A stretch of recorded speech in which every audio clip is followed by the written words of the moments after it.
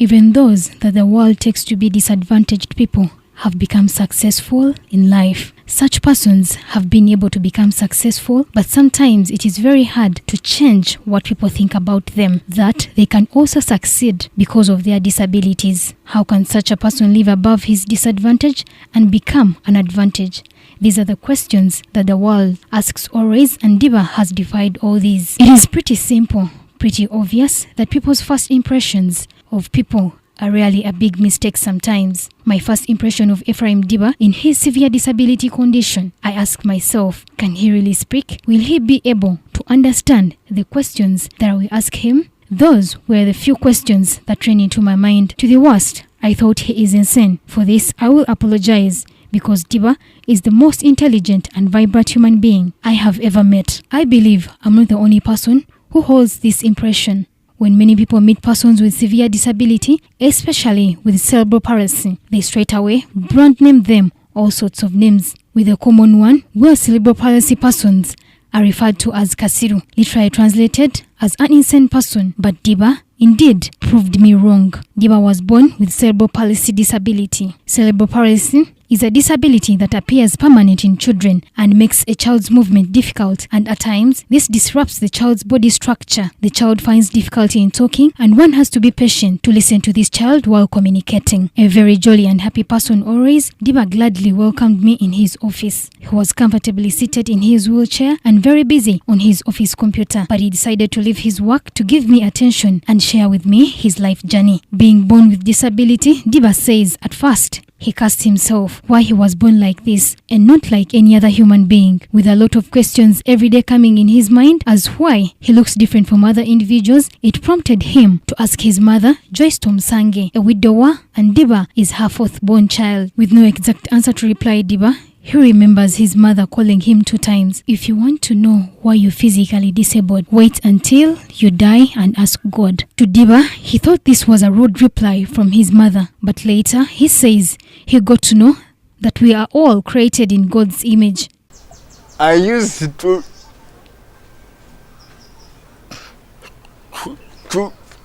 ask myself that question, really.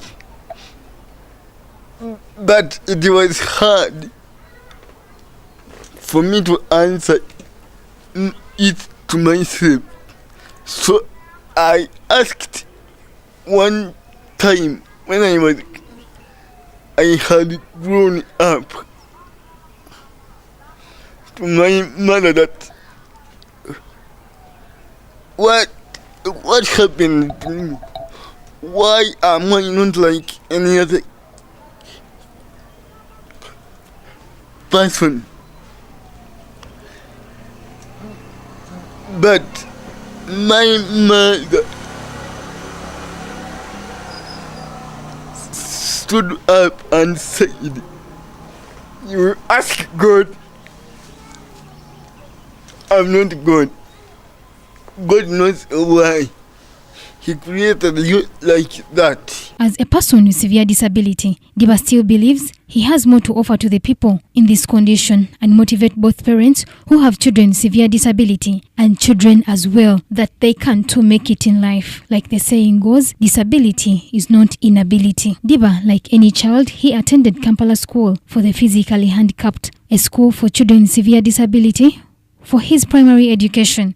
He attended Mityana Secondary School for both his O-level and A-level. Surprisingly, Ephraim is a person who cannot write, but during his school life, he would go to class, sit and listen. Here, I wondered how he could remember all what was taught to him with almost the 10 subjects usually secondary students offer. He told me he has the ability to retrieve all what is being taught to him because this is the only strength that he has. DIBBA is a university graduate with a bachelor's degree in community psychology. He attended this from Makerere University on affirmative action as a student with disability. At university, he faced the toughest of times. Most of the university buildings are inaccessible to students with disability. The challenges of a person with disability is more than that one of of other students because, like you said, accessibility is a problem in our universities. For example, at Makerere University, inclusively, it has every almost lecture you have to go up using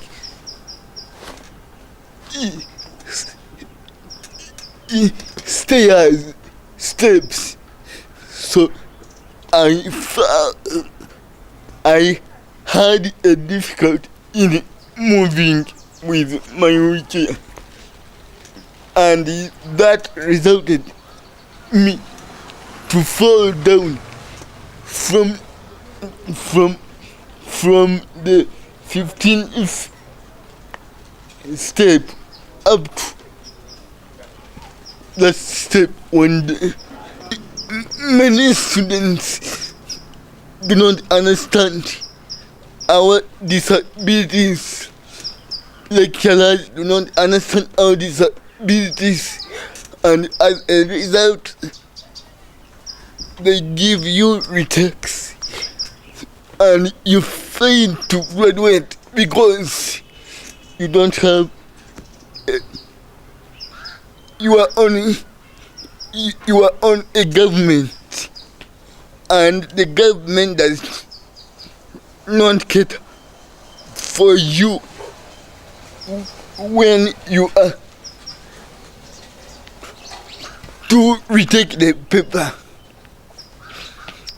So you have to suffer alone. And in this case, many of our fellow students with disability,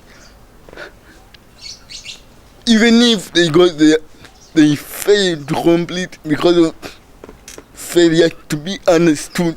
Despite his condition, DIBBA is employed and works with the Department of Programming and Project Coordination as a researcher, an idea developer, and a proposal writer on situations affecting severely disabled young persons with the Uganda Society of Disabled Children organization. Although DIBBA cannot hold a pen to write, he is proud of his left index finger. To him, he describes it as a magic finger. It is the strongest part on his body that does all what he wants, as the rest of the parts of the body are physically handicapped. My hand, I can use my hand to get whatever I want using head, but using the head starts from being educated, because if I was not educated, none of you would care to see me right now. As an advocate for the rights of children with disability, DIBBA calls upon parents with children with disability to take care of their children by sending them to school to attain education. DIBBA says children with severe disability cannot involve themselves in hefty jobs because of their disabilities, and the most important gift that these parents can ever offer to their children is by taking them to school. Parents who have a child with disability, I kindly request you, it is not a curse for you to have a child with disability. Like my mother said, she got me from God, not from Satan. He got me from God. But some people think that we, person with especially severe disabilities. We are being wicked to be how we are, but it's not. So the advice I can give to that parent is to take his or her children to school, because in most cases